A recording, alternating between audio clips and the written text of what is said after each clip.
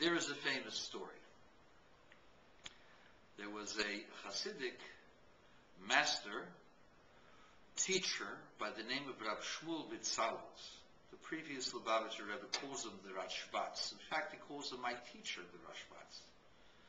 So you have to understand, if the Rebbe called him my teacher, he must have been someone special. Rashbatz didn't have it easy at home. His wife was a little bit, not nerdy, she was a little bit meshigeh. And she had him purchase a goat. The goat would give 2 glasses of milk a day.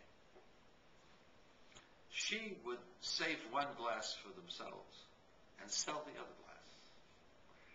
And she envisioned that with the extra money from the glasses of milk, she would be able to afford to buy a second goat. When she had the second goat, she would have now 3 glasses of milk to sell.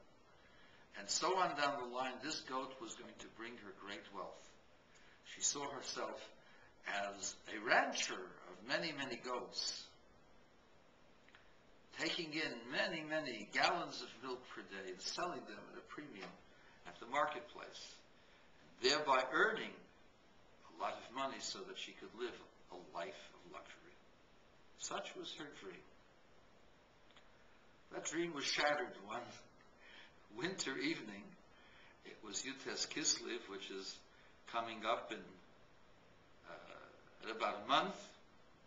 Hasidim gathered around Rav Shmuel Bitzal's house, and they gathered early. It was about, winter gets in at about 3 p.m. It's already night. They started about 3:30, and they gathered and they drank and they said songs, sang songs, and they told stories and said words of Torah. It was a very, very nice evening, and they didn't want to go away when the food finished. So they asked the Rashbatz, he says, you don't have anything else to eat? He says, the icebox is empty. Icebox is empty? Wait a second, you have a goat. A goat? That's my wife's goat. So what? We have a sheichet, we can shecht it, we can slaughter it. We know how to kosher it. We'll check it out and kosher it, and we'll continue the verbrengen. That's worth a lot more than a goat. Rashbatz was inclined to agree with them that this was a festive occasion and it warranted some extreme type of measure.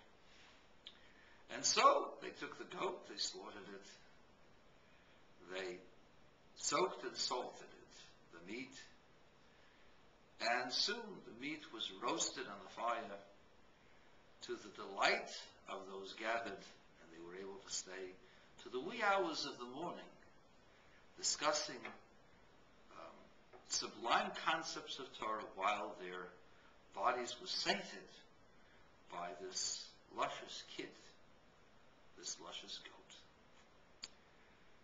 goat. A little past midnight, Mrs. Rashbatz wakes up. Shmuel, she says. He says, what's the matter?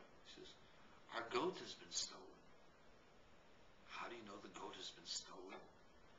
I know, she says, because all of the other goats go bang, and ours is not bang, so it must have been stolen. So Rashbatz said, my dear woman, the goat is perfectly fine. It was going bang a few minutes ago, but now it's saying Shema Yisrael.